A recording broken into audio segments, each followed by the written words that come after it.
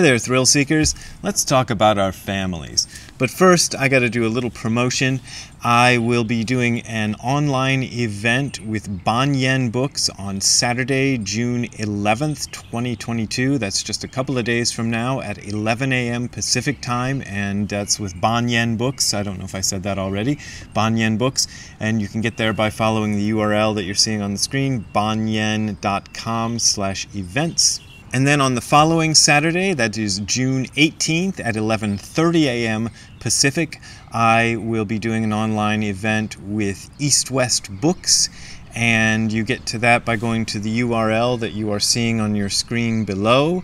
But if you can't remember that URL, or if you don't feel like jotting it down, just go to eastwestbooks.org and follow the events links. That's what I did, and I was able to find it. That's how I found the URL that I put on the screen. So that's how you can find it if you don't want to use that URL. Okay, so I said I would talk about family. I don't know where to begin with this video. I've thought it through a number of times between last night and today, and I haven't come up with an answer, so I figured I'll just improvise. Let's start off by talking about what Dogen says about family, because that's sort of the background to all of this. And rather than just reading you Dogen, I'm going to read you Nishjima Roshi's introduction to Dogen's chapter called Shukkei Kudoku, the merit of leaving family life. Shukkei is kind of a technical term for becoming a monk, and Nishijima Roshi consistently translates this word as leaving family life. I think other people might translate it as being ordained or something like that, but it literally means leaving home. That's what the two characters used to spell it mean. And here is what Nishjima Roshi has to say. Shutsu, which is the first character, means to get out of, or to transcend, or to leave. It's also the first character in the kanji for exit. So that's where I know it from. You see it in exit signs all the time. So to get out of something. So if you see an exit sign, the first character is that character for Shukkei, the first character in Shukkei. The K means house, home, or family life. Yeah, house is what I've usually seen it translated as. And Kudoku means merit. So Shukkei Kudoku means the merit of leaving family life. In this chapter, Master Dogen praised and emphasized the merit of leaving or transcending family life. Most people are brought up within a family, and the influence that our family has on us is often much stronger than we realize. The aim of studying Buddhism is to realize what the truth is. To achieve this, it is necessary for us to transcend our family life, because the habits we form and the influence that our family has on us tend to prevent us from seeing clearly what the truth is.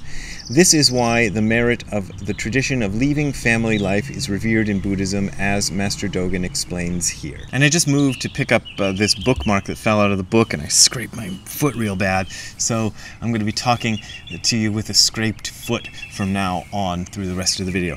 Okay. So, there's a lot to unpack there, and I've talked about this numerous times. These days, I think, well, I'll just talk about Nishjima Roshi then about these days, because I don't know what the general condition is. Nishjima Roshi he never left home in the traditional sense. I don't know if he ever lived at a monastery, but if he did, it must have been a short time, because all I ever heard about in his life was his working life, that he worked at the Ministry of Finance, and then he worked at this soap company called Ida something. Anyway, he worked all his life and at a regular job, and didn't go off to a monastery and live, at least not for an extended period, maybe not at all, I'm not sure. I myself have never lived at a monastery, so I've never done that trip. A lot of people sort of assume when they hear my biography that I went to Japan and spent 11 years in a monastery, even though I try to always explain that the monastery I spent 11 years in was a monster-stery. Ooh, I just came up with that, meaning a company that made monster movies. That's what I spent, 10 years working in Japan for them, and then another 5 or more working at their Los Angeles office. So I didn't do that either. So that's not what is meant here. But let me rewind and tell you the reason that I chose to talk about leaving family life, and this might be a way to get into it. I just recently heard some stuff from a cousin of mine about an uncle of mine that is really shocking stuff, like deeply shocking stuff. The uncle in question has been dead for probably around 20 years now. He's been gone a long time. Alcoholism is what did him in. And now I can kind of guess why he was such a raging alcoholic, and some of the stuff that the raging alcoholism led him to do is really unforgivable. So it's pretty bad stuff. Okay, so I'm not going to go into the details, and you can just make up your own details at home if you want, but I just don't think that's the thing I want to do, or this is the place to do that sort of thing. The point is that everybody's got family stuff, and some of our family stuff can be pretty heavy. I know that both of my teachers, Nishjima Roshi and Tim, had family stuff going on. Nishjima Roshi, being Japanese, was very, I think the word is circumspect. I'm not sure how to use these big college words. I did go to college, but anyway, I don't know how to use the words. He didn't talk about his family a lot. That's a kind of a characteristic of Japanese people in general, whereas Americans will tell you all about their family and their spouse and their kids and their whatnot and all this stuff, and you know all your coworkers' stuff and all that. In Japan, you very rarely hear anything. I had a close friend who I just found out was married. I mean, you never mentioned being married. You know, there's a close friend who I worked with for years in Japan, and that just didn't come up. So this is the way they are.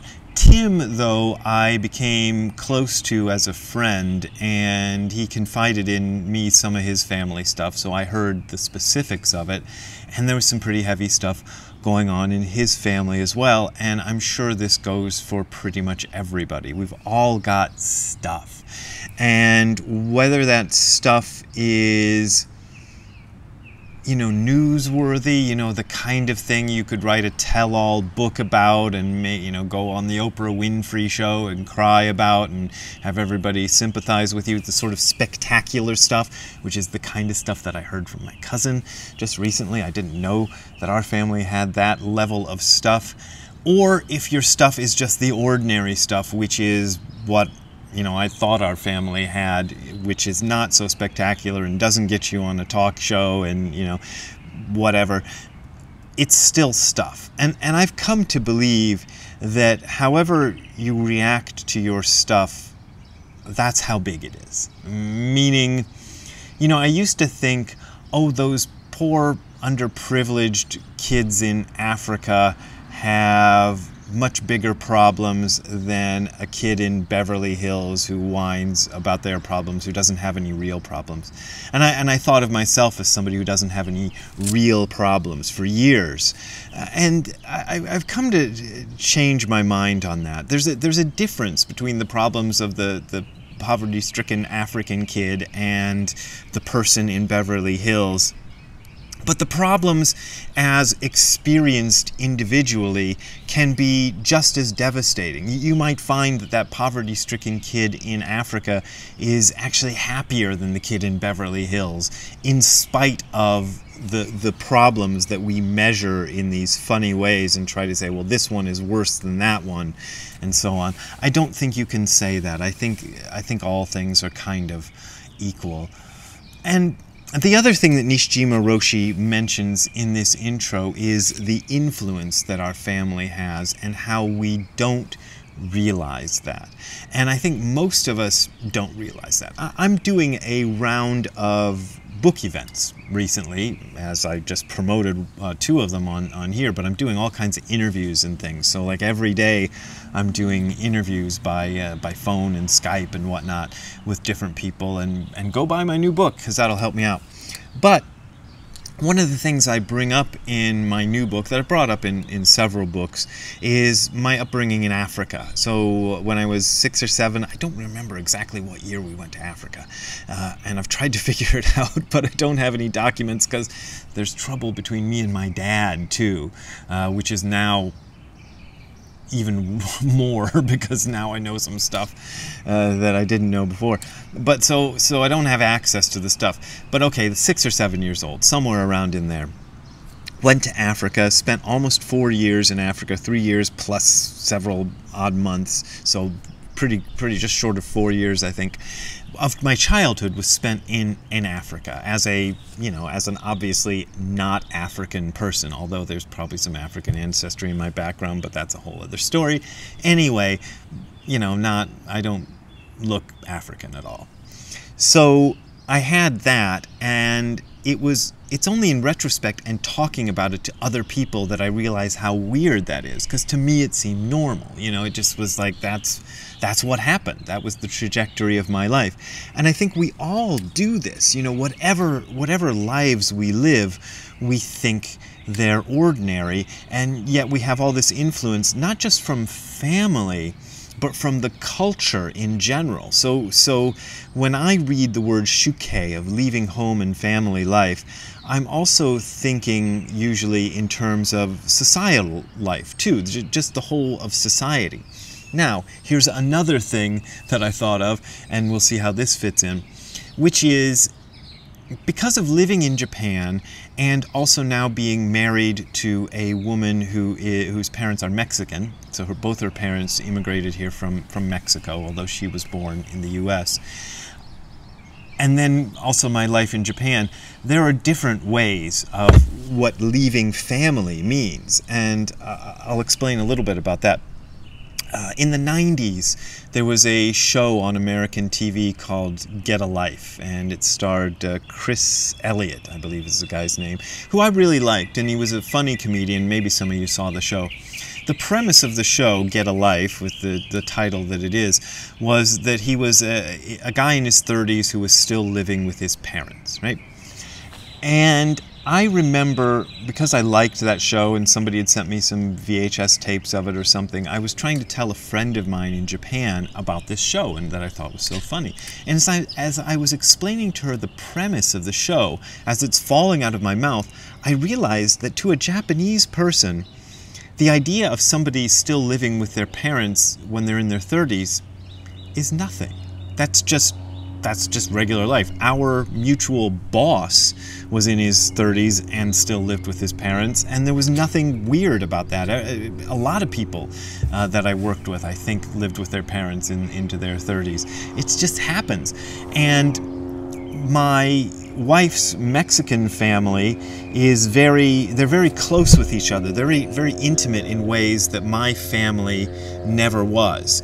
And one of the reasons that we are still living in California is that when we decided to move, I was very much against staying in California for reasons I won't go into because I don't want to get political here or anything like that. But I didn't want to stay in California. She did not want to be that far away from her family in another state. She has never lived up until now outside of Los Angeles. Whereas in my case, Ziggy, let me tell my story. Ziggy, I'm getting on a roll here. Hold on. Okay. Whereas in my case, Ziggy, when I was 18 years old, I moved out of my parents' house and never looked back. I turned 18 in March, and by the time Kent State University classes started up, I guess in August, I was not living with my family anymore and never lived with them again. I moved to another city, then I moved to another state. I moved to Chicago. I've lived in, I lived back in Ohio. I lived in Japan, obviously, as everybody's heard. I've lived in New York. I lived in California. All that time, my family has been partly in Ohio and partly in Texas, and I never lived I lived briefly in Ohio, but not anywhere near my family. So I was way away from my family. When I read old Buddhist texts about leaving family, I realize that these people, I don't think any of them traveled to nearly the extent that I have away from my family. And yet, my family is still inhabiting my head. They live rent-free in my head. Is that how the saying goes that people say? I don't know. I'm not sure what that means. But anyway, I heard that phrase recently. But they're all up in there. So all of this stuff is in there. And now, for example, realizing the thing that I just heard from my cousin about the family stuff, I realized that a lot of the stuff that went into my head about my family was probably pretty twisted. So what Buddhism is encouraging, I think, is getting away from that. Now, you can only go so far, and the traditional model of how to get away from family life was to go into a monastery. A monastery that, by the way, was probably a mile or less away from where your family lived. You know, I think in most cases, these guys didn't go a long way to leave family life. So they were probably seeing their families, you know, they're going out on their begging rounds in the same town where their family still lives. So they weren't that far away. So it was more of a conceptual thing, even though the monastery provided the kind of framework for a new sort of family. Now, I've been around enough monasteries to know that monasteries can get pretty twisted too, just like families can, and they can be as dysfunctional as any family. Ask my friend Shozan Jack Haubner, whose video channel you should be watching every day. So go look up Shozan Jack Haubner. Look for his video channel on YouTube. He's great.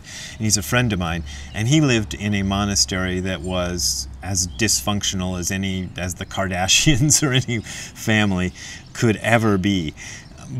So you can't necessarily get away from that kind of stuff just by going to a monastery. I think what Dogen is talking about is a conceptual way of doing that. And how to do that, for me, this is an ongoing project.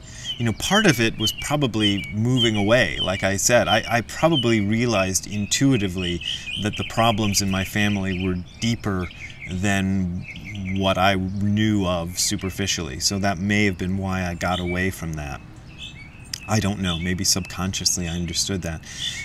But not all of us can do that, and I'm not sure that's always the best thing to do, because there were problems with that too, with going to Japan, with moving to other states and all that.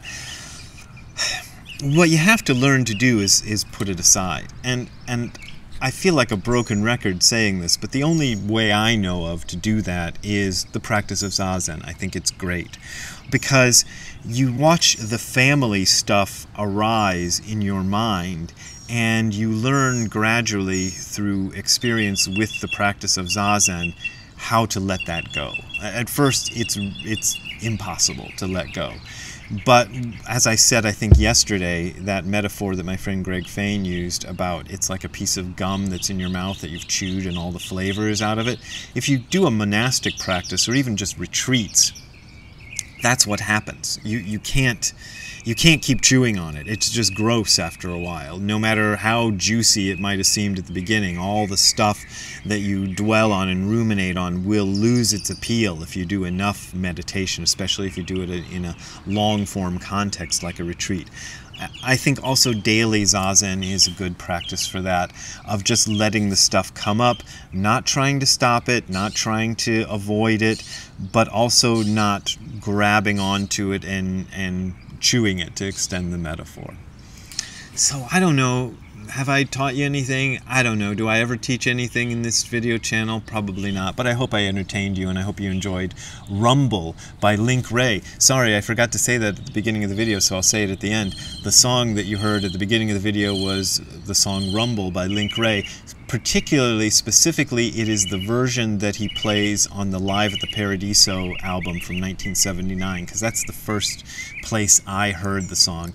And those of you who are fans of the song will realize that the bass line I played is not the one on the original record, because that's not the bass line that the bass player on that record, on the Live at the Paradiso from 1979 album, plays. So that's the version I learned. I never learned the real version, but maybe I should do it one day, and then I can use the same backing track again. Don't have to make a new one.